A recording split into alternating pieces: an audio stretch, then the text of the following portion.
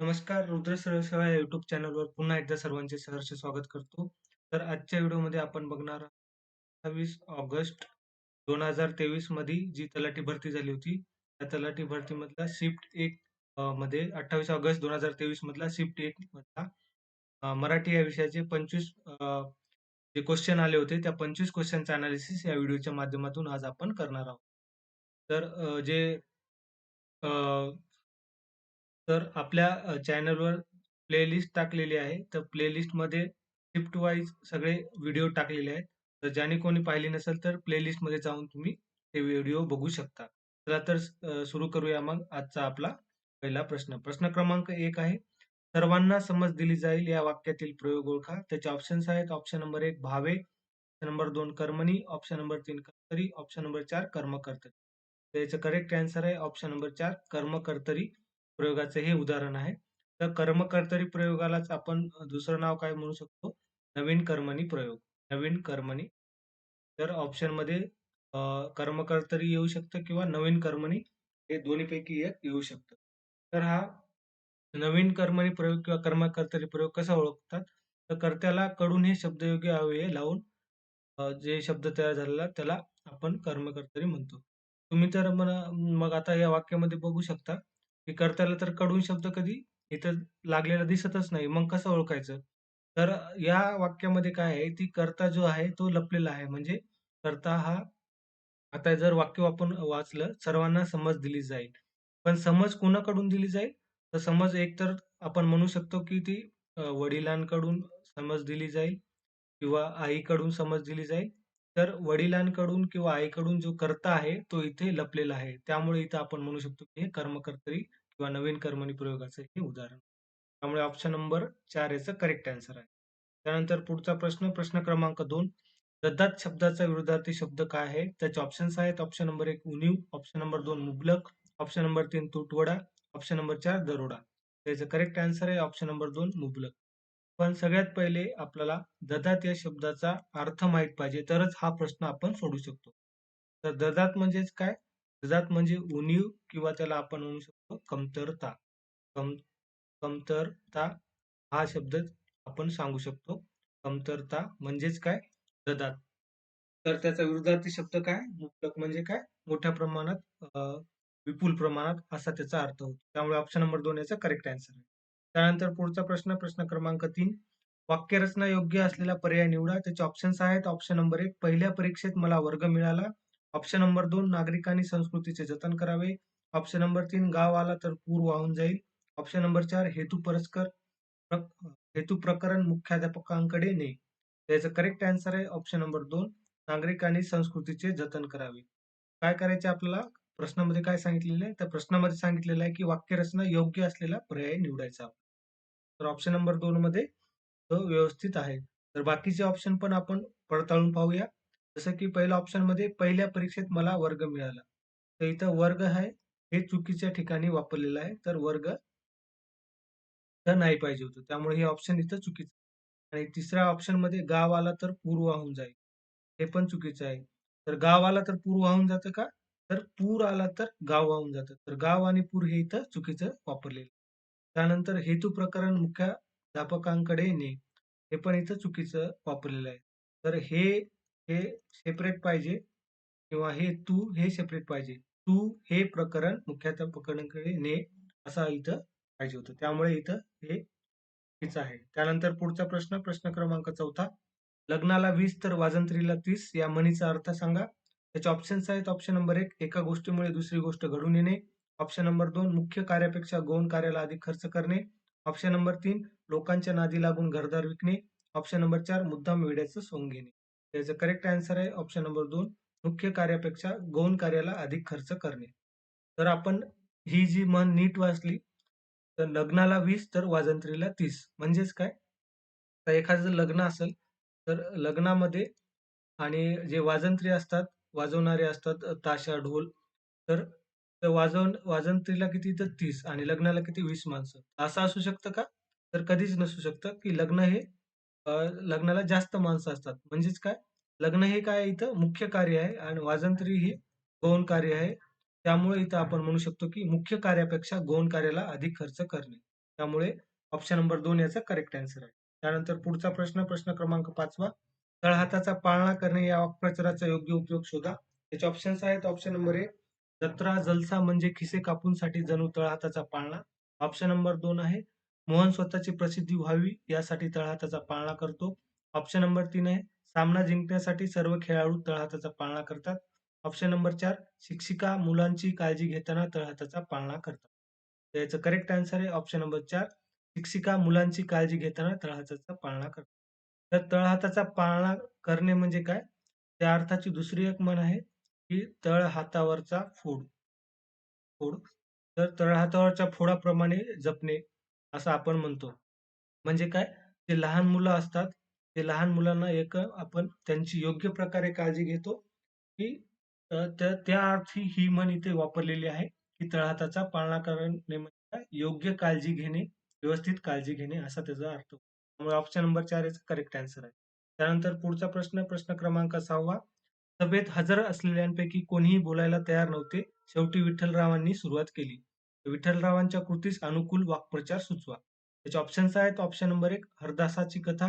Option number 2, सुतोवाच करणे. Option number 3, आटापिटा करणे. Option number 4, सिंहावलोकन. तर याचं करेक्ट आन्सर आहे ऑप्शन नंबर 2, सुतोवाच करणे. तर सुतोवाच करणे म्हणजेच काय? त्याचा अर्थ काय होतो?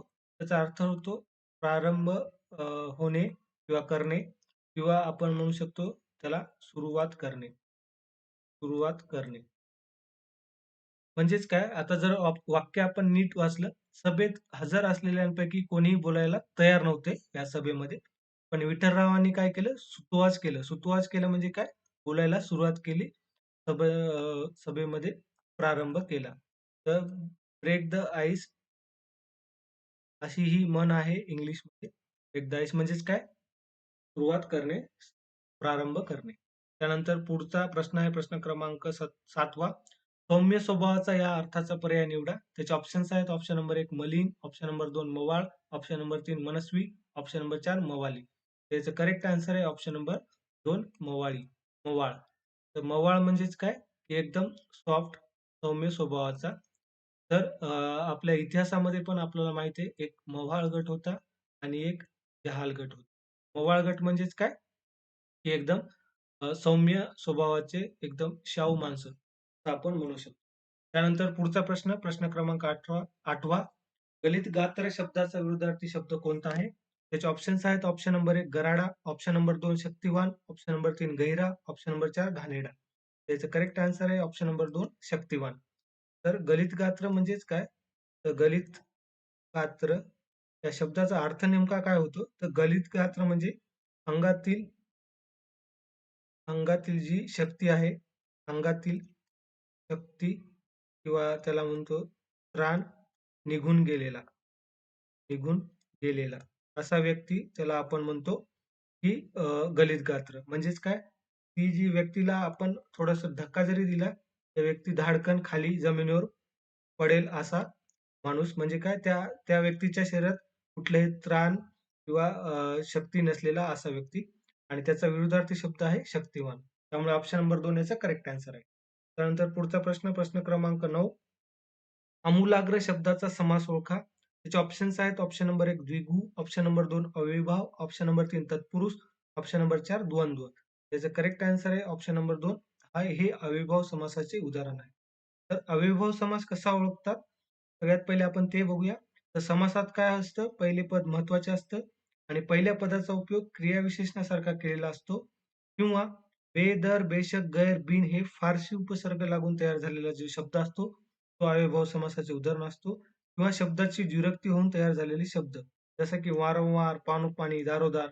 वारंवार मध्ये वारंवार दोनदा आलेलं आहे, पान पान दोनदा आले आहे, दारोदार दोनदा आलेलं आहे. म्हणजेच काय? शब्दाची द्विरुक्ती झालेली आहे. किंवा आ, यथा, प्रति हे संस्कृत उपसर्ग लागून तयार झालेले जे शब्द असतात, ते पण अव्ययभाव समासाची उदाहरणे असतात. तर आता आपण या शब्दाची काय करूया? विग्रह करूया. तर आमूलाग्र या शब्दाचा विग्रह जर आपण केला, तर त्या शब्दाचा विग्रह होतो आ प्लस मूल व प्लस अग्र. हा शब्दाचा विग्रह होतो. तर इथं काय झालंय, की आ हा काय आहे? संस्कृत उपसर्ग लागलेला आहे. तर संस्कृत उपसर्ग लागून तयार झालेला हा शब्द आहे. त्यामुळे इथं आपण म्हणू शकतो हे अव्ययभाव समासाचे उदाहरण आहे. त्यामुळे ऑप्शन नंबर 2 याचं करेक्ट आन्सर आहे. त्यानंतर पुढचा प्रश्न, प्रश्न क्रमांक 10वा. पुढील शब्द उदाहरणावरून प्रयोग निश्चित करा. उदाहरण आहे, तू मुंबईला जायचे होते. त्याचे ऑप्शन्स आहेत. ऑप्शन नंबर 1 कर्तरी, ऑप्शन नंबर 2 भावी प्रयोग, ऑप्शन नंबर 3 कर्मणी, ऑप्शन नंबर 4 संकर प्रयोग. याचं करेक्ट आन्सर आहे ऑप्शन नंबर 2 भाव्य प्रयोगाचं हे उदाहरण आहे. तर तू मुंबईला जायचे होते. तर भावी प्रयोग कसा ओळखतात? तर क्रियापद कर्ता किंवा कर्माच्या लिंग वचनानुसार ते बदलत नाही किंवा कर्ता तृतीयांत किंवा चतुर्थांत असतो आणि क्रियापद हे तृतीय पुरुषी नपुंसकलिंगी एकवचनी असते. तर जर हे वाक्य जर बघितलं तुम्ही, तू मुंबईला जायचे होते, तर या वाक्यामधला कर्ता कोणता आहे? तर या वाक्यामधला कर्ता आहे तू आणि वाक्यामधलं कर्म कोणतं आहे? वाक्यामधलं कर्म आहे मुंबईला जायचे होते आणि क्रियापद काय आहे? जायचे होते हे काय आहे? वाक्यातलं क्रियापद. तर क्रियापद कर्ता किंवा कर्माच्या लिंगवचनानुसार इथं बदलत नाही. तर तूच्या जागी आम्ही जर तुम्ही टाकलं, तर तुच्या जागी जर आपण आम्ही टाकलं इथं, तर आम्ही मुंबईला जायचे होते. तर क्रियापदामध्ये कुठलाही बदल इथं आपल्याला जाणवत नाही. त्यामुळे इथं म्हणू शकतो आपण हे बाह्यप्रयोग आहे. त्यानंतर पुढचा प्रश्न, प्रश्न क्रमांक 11वा. स्वच्छ शब्दाचा विरुद्धार्थी आशय असलेला शब्द शोधा. त्याचे ऑप्शन्स आहेत. ऑप्शन नंबर 1 निडर, ऑप्शन नंबर 2 नेटका, ऑप्शन नंबर 3 बरवा, ऑप्शन नंबर 4 गचाळ. तर याचा करेक्ट आन्सर आहे ऑप्शन नंबर 4 गचाळ. तर स्वच्छ या शब्दाचा विरुद्धार्थी शब्द आपल्याला इथे शोधायचे. तर स्वच्छचा विरुद्धार्थी शब्द काय? गचाळ म्हणजेच काय? घाण म्हणू शकतो, घाणेरडा म्हणू शकतो, गलिच्छ म्हणू शकतो. तर त्याचं करेक्ट आन्सर आहे ऑप्शन नंबर 4. त्यानंतर पुढचा प्रश्न, प्रश्न क्रमांक 12वा. अघळ-पघळ या विनोदी लेखन संग्रहाचे लेखक कोण आहेत? त्याचे ऑप्शन्स आहेत. ऑप्शन नंबर 1 ग.ल. ठोकळ, ऑप्शन नंबर 2 प्र.के. अत्रे, ऑप्शन नंबर 3 पु.ल. Deshpande, option number 4 Vasantrao Deshpande. त्याचं करेक्ट आन्सर आहे ऑप्शन नंबर 3 पु.ल. देशपांडे हे अघळ-पघळ या विनोदी लेखन संग्रहाचे लेखक. पु.ल. देशपांडे यांचे काही महत्त्वाचे इथं साहित्य दिलेलं आहे. तर हे पण परीक्षेच्या दृष्टिकोनातून महत्त्वाचे आहे. तुम्ही हे लिहून घेऊ शकता किंवा याचे नोटबुकमध्ये त्या लिहून घेऊ शकता किंवा याचे स्क्रीनशॉट पण घेऊ शकता. तर आगळ-पगळ, कान्होजी आंग्रे, अपूर्वाई, काय वाटेल ते होईल, असामी असामी, बटाट्याची चाळ, आपुलकी, व्यक्ती आणि वल्ली, उरलं सुरलं, गोळाबेरीज, एक शून्य मी आणि गाठोडं हे महत्त्वाची साहित्य पु. ल. देशपांडे यांचे आहे. त्यानंतर पुढचा प्रश्न, प्रश्न क्रमांक 13वा. पुढीलपैकी कर्मधारय समासाचे उदाहरण शोधा. त्याचे ऑप्शन्स आहेत. Option number 1 Mahipal, option number 2 मालवाहू, ऑप्शन नंबर 3 शुभवर्तमान, ऑप्शन नंबर 4 वृत्तस्थ. याचं करेक्ट आन्सर आहे ऑप्शन नंबर 3 शुभवर्तमान. तर कर्मधारय समास कसा ओळखायचा? त्याची वैशिष्ट्ये काय आहेत? ज्या समासामध्ये दोन्ही पदे प्रथमा विभक्तीत असून पहिले पद काय असतं? विशेषण असतं. दुसरे पद नाम असतं आणि दोन्ही पदाचा संबंध विशेषण आणि विशेष्य असा असतो. जसं की उदाहरणार्थ इथं 2 उदाहरणं दिली आहेत. नीलकमल, निळे असे कमळ. तर निळे आणि कमळ हे काय आहे? एक विशेषण आहे आणि एक नाम आहे. निळे हे काय झालं? विशेषण झालं. कमळ हे काय झालं? नाम झालं. महाराष्ट्र, महान असे राष्ट्र. महान काय झालं इथं? महान झालं विशेषण आणि राष्ट्र काय झालं? राष्ट्र काय झालं? नाम झालं. तसंच आता शुभ वर्तमान, तर शुभ वर्तमान हे जे आहे, तर शुभ वर्तमानमध्ये शुभ हे काय झालं? तर शुभ झालं विशेषण, वर्तमान काय झालं? वर्तमान झालं. तर विशेषण आणि नाम आणि दोन्ही काय आहेत? हे प्रथमा विभक्तीत आहेत. म्हणजेच काय त्यांना कुठलाही अ, अव्यय वगैरे काही लागलेला नाही. त्यामुळे इथं आपण म्हणू शकतो, की हे कर्मधारय समासाचं उदाहरण आहे. त्यानंतर पुढचा प्रश्न, प्रश्न क्रमांक 14वा. वाक्यरचना योग्य असलेला पर्याय शोधा. त्याचे ऑप्शन्स आहेत. ऑप्शन नंबर 1 सभेत आपण शब्द 2 बोला. ऑप्शन नंबर 2 छत्रपती तानाजी शिवाजींना म्हणतो. ऑप्शन नंबर 3 उष्णतेने पदार्थ प्रसरण पावतात. ऑप्शन नंबर 4 पालवी ऋतूत वृक्षांना वसंत फुटतो. त्याचं करेक्ट आन्सर आहे ऑप्शन नंबर 3 उष्णतेने पदार्थ प्रसरण पावतात. तर वाक्यरचना योग्य वाक्यरचना आपल्याला इथे ओळखायची आहे. तर बाकीचे जे ऑप्शन आपण बघू शकतो. सभेत आपण 2 शब्द 2 बोला. तर 2 शब्द आपण सभेत बोला असा त्याचा अर्थ होतो. त्यामुळे इथं चुकीचं वापरलेलं आहे. छत्रपती तानाजी शिवाजींना म्हणतो. त्यामुळे हे पण चुकीचं आहे.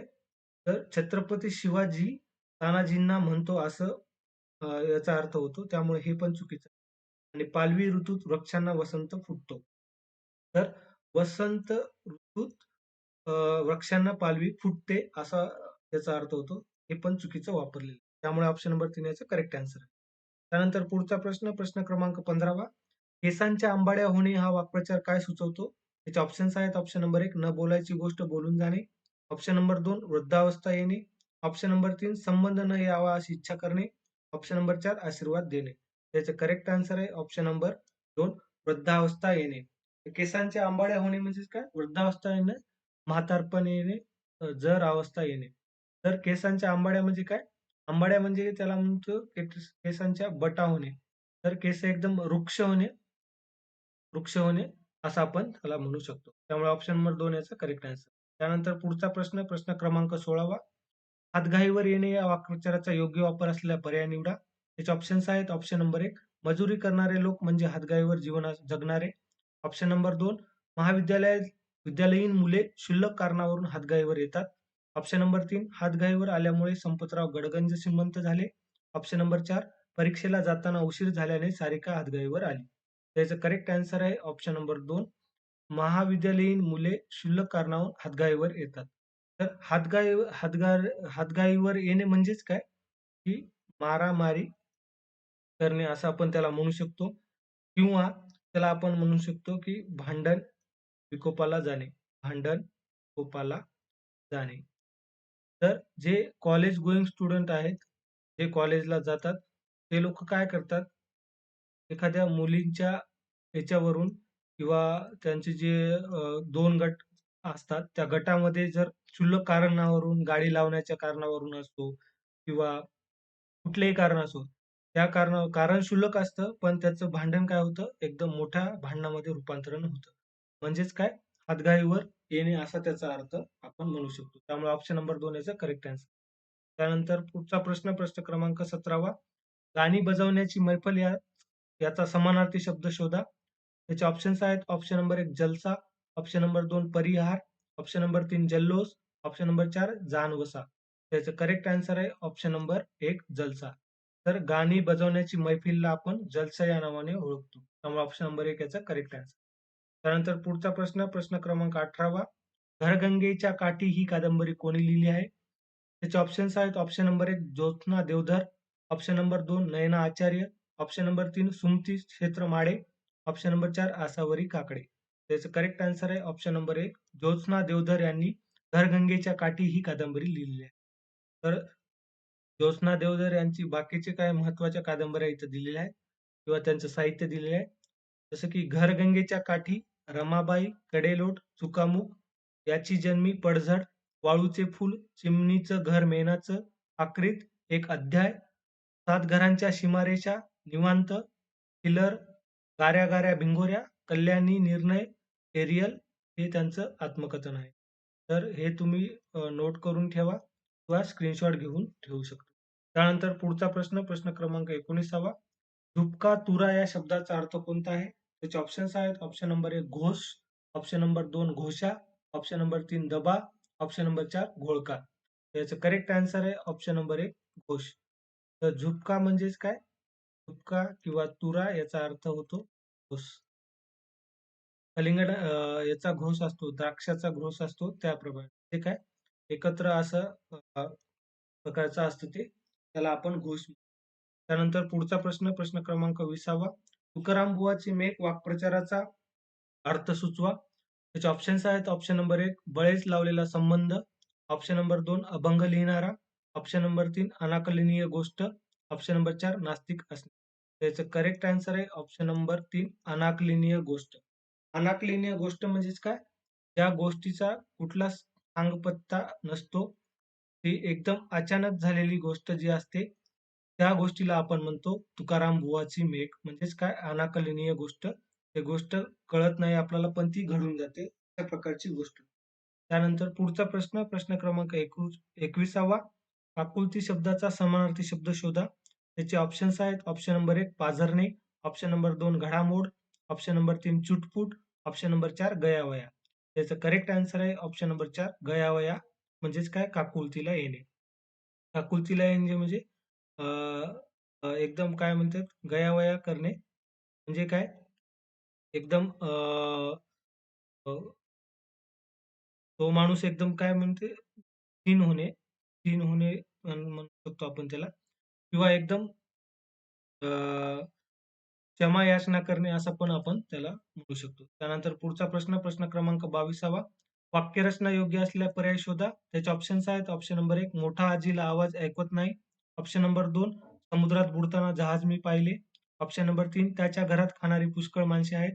ऑप्शन नंबर 4 फेडून शेतकऱ्यांची टाकली कर्जे बँकेने. त्याचं करेक्ट आन्सर आहे ऑप्शन नंबर 3 त्याच्या घरात खाणारी पुष्कळ माणसे आहेत. जर बाकीचे आपण ऑप्शन बघितली, तर ऑप्शन नंबर 1 मध्ये मोठा आजीला आवाज ऐकवत नाही. तर मोठा आवाज हे जे आहे, ते सोबत पाहिजे होतं. आजीला ऐकवत नाही अशी वाक्यरचना पाहिजे. त्यामुळे ही इथं चुकीची आहे. समुद्रात बुडताना जहाज मी पाहिले. मी जहाज बुडताना मी जहाज समुद्रात बुडताना पाहिले असं पाहिजे होतं. तर मी 1 नंबरला पाहिजे होतं. मी जहाज समुद्रात बुडताना पाहिले असं पाहिजे होतं. त्यामुळे हे इथं चुकीचं आहे. आणि त्यानंतर चौथं, फेडून शेतकऱ्यांची टाकली कर्जे बँकेने. तर बँकेने हे पहिले पाहिजे होतं. बँकेने शेतकऱ्यांची कर्जे फेडून टाकली असं पाहिजे होतं. हे पण इथं चुकीचं वापरलेलं. त्यानंतर पुढचा प्रश्न, प्रश्न क्रमांक 23वा. खोडकर उनाड मुलासाठी कोणता शब्द वापरता येईल? त्याचे ऑप्शन्स आहेत. ऑप्शन नंबर 1 वाटकुळ, ऑप्शन नंबर 2 वाघ्या, ऑप्शन नंबर 3 वांस, ऑप्शन नंबर 4 वांड. तर याचं करेक्ट आन्सर आहे ऑप्शन नंबर 4. तर जी अनाड मुले असतात, उनाड मुले असतात, खोडकर उनाड मुले असतात, त्यांना आपण म्हणतो वांड मुले. त्यामुळे ऑप्शन नंबर 4 याचा करेक्ट आन्सर. त्यानंतर पुढचा प्रश्न, प्रश्न क्रमांक 24वा. एखादी गोष्ट पुन्हा पुन्हा म्हणणे म्हणजे काय? त्याचे ऑप्शन्स आहेत. ऑप्शन नंबर 1 दडपणे, ऑप्शन नंबर 2 घोकणे, ऑप्शन नंबर 3 घोंगावणे, ऑप्शन नंबर 4 घोटणे. तर याचं करेक्ट आन्सर आहे ऑप्शन नंबर 2 घोकणे. तर एखादी गोष्ट पुन्हा पुन्हा म्हणणे म्हणजेच काय? ती गोष्ट घोकणे, त्या गोष्टीचा जप करणे असं आपण म्हणू शकतो. तर हे इझी होतं सगळ्यांना माहीत असायला पाहिजे. त्यानंतर शेवटचा प्रश्न, प्रश्न क्रमांक 25वा. ययाती आणि देवयानी या नाटकाचे कर्ते कोण आहेत? त्याचे ऑप्शन्स आहेत. ऑप्शन नंबर 1 वि. Shirwadkar, option number 2 Vasant Kanetkar, option number 3 वि. खांडेकर, ऑप्शन नंबर 4 प्र. के. अत्रे. त्याचं करेक्ट आन्सर आहे ऑप्शन नंबर 1 वि. शिरवाडकर यांचं ययाती आणि देवयानी हे नाटक आहे. तर वि. शिरवाडकर यांनाच काय म्हणतो आपण? तर वि. शिरवाडकर यांचं टोपण नाव काय? कुसुमाग्रज हे त्यांचं टोपण नाव आहे वि. शिरवाडकर. तर वि. शिरवाडकर म्हणजेच कुसुमाग्रज यांचे कविता संग्रह, नाटके आणि कथा कादंबऱ्या इथं महत्त्वाच्या दिलेल्या आहेत. त्या आपण पाहूया. तर कविता संग्रह आहेत वि. शिरवाडकर किंवा कुसुमाग्रज यांचे. जीवनलहरी, जाईचा कुंज, विशाखा, समिधा, किनारा, मराठी माती, स्वगत, हिमरेषा, वादळवेल, रसयात्रा, छंदोमयी, पांथेय, अक्षरबाग, चाफा, थांबसैली हे त्यांचे कविता संग्रह आहेत. आणि वि. शिरवाडकर म्हणजेच कुसुमाग्रज यांची नाटके आहेत. नटसम्राट, ययाती आणि देवयानी, वीज म्हणाली धरतीला, काझीरंगा, कांतेय, हिमयागार, एक होती वाघीण, राजमुकुट आणि आनंद. हे त्यांच्या कादंबऱ्या आहेत किंवा कथासंग्रह आहेत. विरामचिन्हे, प्रकाशाची दारे, वैष्णव, जान्हवी, कल्पनेच्या तीरावर. तर हे तुम्ही नोट करून घेऊ शकता तुमच्या नोटबुकमध्ये किंवा याचा स्क्रीनशॉट घेऊन तुम्ही तुमच्याकडे ठेवू शकता. तसंच वसंत कानेटकर यांचे काही महत्त्वाचे इथं साहित्य दिलेलं आहे.